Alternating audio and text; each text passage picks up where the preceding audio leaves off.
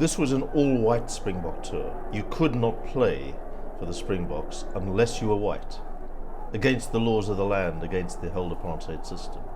We were determined to disrupt this rugby tour as much as we could, every one of the 25 matches, both to stop them touring again, but more important, to stop the cricket tour coming the following year in 1970.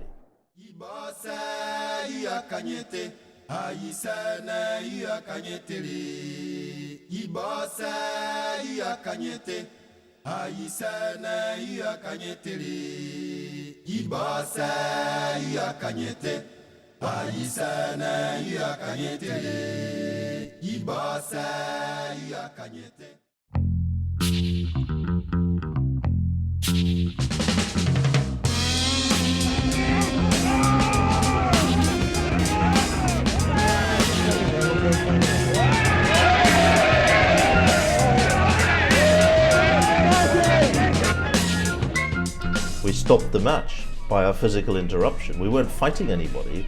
The fight started from the police, and particularly the rugby vigilantes, to whom the police threw the demonstrators once they dragged them off the pitch. With the exception of John Taylor, the Welsh forward international, who refused to play against the Springboks, frankly, it was a dialogue of the deaf between anti-apartheid protesters like me, the players and the spectators. They thought we were just interfering with their game, and were really angry about it. We were trying to argue with them, to say, you are collaborators with the most evil racist system in the world. When I discovered that my friends had had a jaw broken, a woman demonstrator nearly lost an eye, I mean, the viciousness and the violence of the rugby stewards, vigilantes, call them what you like, was really incredible. And it caused such waves that in London, the Home Secretary, then James Callaghan, the Cardiff MP, got the police chiefs in and said this can't happen again. And for the rest of the tour, you never saw quite that scale. None of the other matches were anything like it. I said, I don't think it's going to be that easy. We've never had to cope with demonstrations. The country's never seen those kind of demonstrations in rugby or against it in sport within the country. So I think it's going to be a very tough tour. It was a worldwide campaign, which began as an economic boycott and then broadened into a sports boycott and a cultural boycott. It was very much a student demonstration, seemingly. It was a broad public campaign, a broad demonstration, but it was essentially perceived of because of the violence. The violence meted upon the students, actually, not by the students upon anyone else. It was like any other demonstration that you'd go on, a peaceful demonstration. You weren't looking for trouble.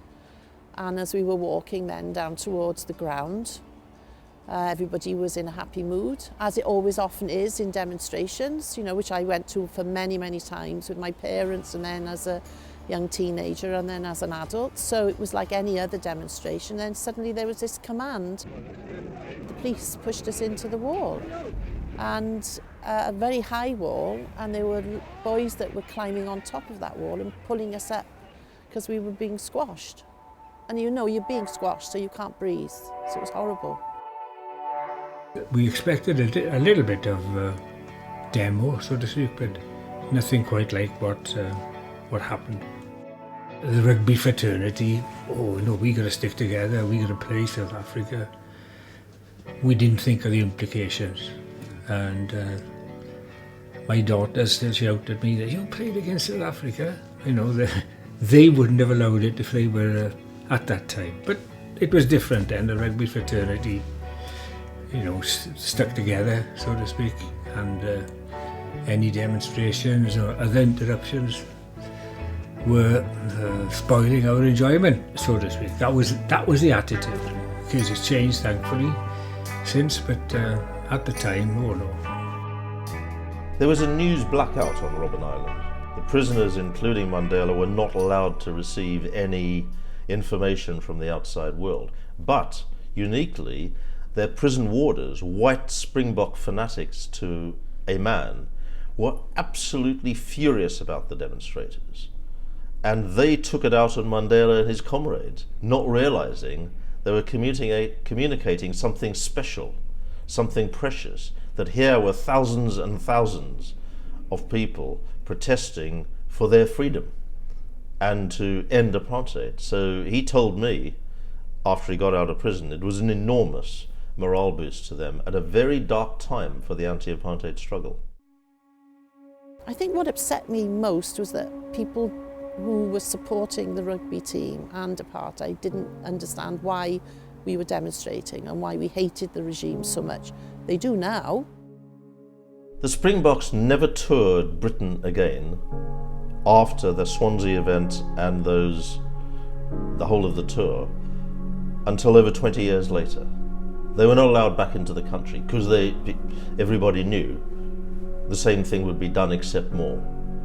So it proved seismic in changing the whole nature of sporting relations between white South Africa, which had never been South Africa, it is now, but it never was then, and Wales and England and Scotland and Ireland.